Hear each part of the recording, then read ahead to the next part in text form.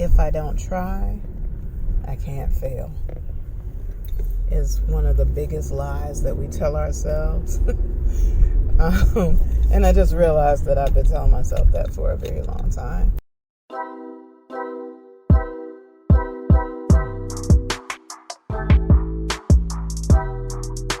Thank you for tuning in to today's episode of Sharon Let's Live with Marlene Dillon Empowerment Specialist.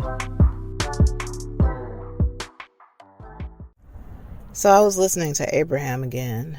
I go through these seasons where I'm listening to a lot of Abraham-Hicks, and I'm in one right now. It's usually the way that I get myself back focused because it just brings me so much clarity.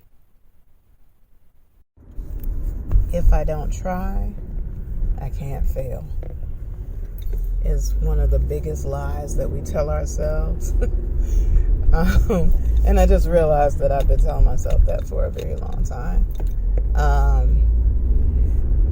People call it the fear of failure. Some call it the fear of success, which I think in some ways is also a fear of failure. Because typically when people say they have a fear of success, it's a fear that they can't handle the success, and that they'll fail. They'll fail at handling success. And I was listening to an Abraham, and a guy was sharing about how he wrote a book and was delaying the publishing process because he doesn't feel worthy. And immediately that resonated with me because, I have a couple books that I haven't published yet. And even though I can technically say it's due to a lack of time because other things have been taking up my time. And when you're a one-woman band, it's very easy to, run out of you doing all the other things. So as much as I can say that, I also know that I make time for what I prioritize, and that I could prioritize getting this book done. And when I sat and thought about it, basically making myself the person that Abraham was interviewing, I realized that my fear is really around, it's the voices of all the people who have asked me in some form of another, why haven't you written another book yet? Why are you still working on I'm Proud to Be Natural Me? And publishing another version of I'm Proud to Be Natural Me feels stupid because everyone is like, why don't you move on to the next book? And one of my biggest fears, or one thing that I absolutely abhor, is for anyone to call me stupid, make me feel stupid, or to get the impression that someone thinks that I'm not smart. And that's like my own shit from experiences of, for starters, being the youngest in a household of intelligent people. So you kind of naturally are the dumb one in the family because everyone's older than you, so they know stuff you don't know. And it's possible that you may have a relative or three that aren't the best at telling someone that they're incorrect. They might make you feel a little smaller than you already feel. And that stuff sticks because, like I've told you before, what you learn during that 0 to 7, so like from birth to 7, and sometimes even in the womb, that stuff sticks. Those become your core beliefs. And you have to make some sort of effort in order to drop those beliefs. So yeah, I know I know that I'm Proud to Be Natural Me is not just a book. Clearly it's a book. But I know that it is meant to do more, be more than it has done. And I know that making it accessible to the spaces where it can do more is important. And one of my beliefs from being that younger person around everyone else who's smarter than me is that everyone else is smarter than me. And I'm just, being more honest than I want to, as usual. Having the belief that everyone else knows but me, that everyone is smarter than me, everyone knows things that I don't know, causes me to have hesitation, even when I know within me what to do. If I think everyone else thinks it's stupid, there's hesitation. So as much as I know I've been doing other things, other important things have had my attention, listening to that Abraham and listening to Abraham work through with this man about his book publishing situation helped me to realize that I'm creating my own delays. Like, I'm not sitting there thinking like, I'm too scared to publish this, so I'm not going to do this. But it's coming out in ways like not being able to choose the right ISBN number for the book, having an issue with uploading the book, having my drive go down so that I cannot access the book at the time that I need to in order to upload the book. So things like that have gotten in the way and have really made it a challenging situation, which gives me an excuse for why I'm not publishing it.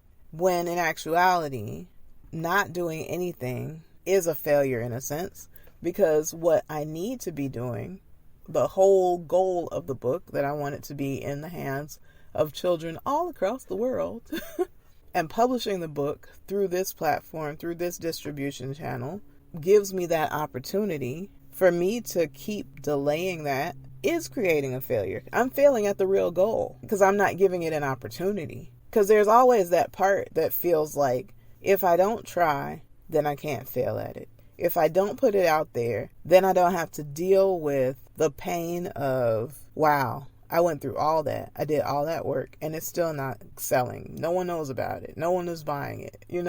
No one is reading the book. It's still not making its way around the world. It's very easy to go there in my mind that I'm avoiding that potential pain, but at the same time, I'm avoiding that potential success. Because I didn't write I'm Proud to Be Natural Me. For clarity, yes, I wrote it, but I'm saying that I was inspired to write it. The words flowed to me line by line in a 1-hour sitting while I was talking with my editor. And she was, giving me you need to fix this and this has to change or that. And I'm like, I don't want it to change. I want it to stay exactly as it is. What if we did this as a one line affirmation every other page? Just because I didn't want her over editing what I wrote. But it was supposed to be the way that it is. But all of those steps wouldn't have happened if it wasn't already guided and aligned and intended to happen. And when the book was originally written, it was right at the height of the natural hair movement. And I didn't have anything to do with it. It's just when I received it. I had been waiting for the book to come to me for months, if not years, because I wrote the book. I'm Proud to Be Natural Me was originally about skin color. And I did something that I never do. I edited on the original. I always make a copy of things that I'm writing, and then I edit on a copy, but I edited the original. And then I edited the book so badly, I chopped it up and I couldn't get back to the original version. And it was supposed to happen that way because it was time for a book about natural hair, about curly hair, about loving ourselves. And all the different steps, even the mistakes, quote unquote mistakes, were meant to happen. So why would I think that this step wouldn't be covered too? Maybe it was meant to be successful, once I did this version, the revised version, where all these different skin tones are represented, where all these different hairstyles are represented, where all these different, maybe it was meant for the upgraded, enhanced version to be the one that makes it into stores and libraries.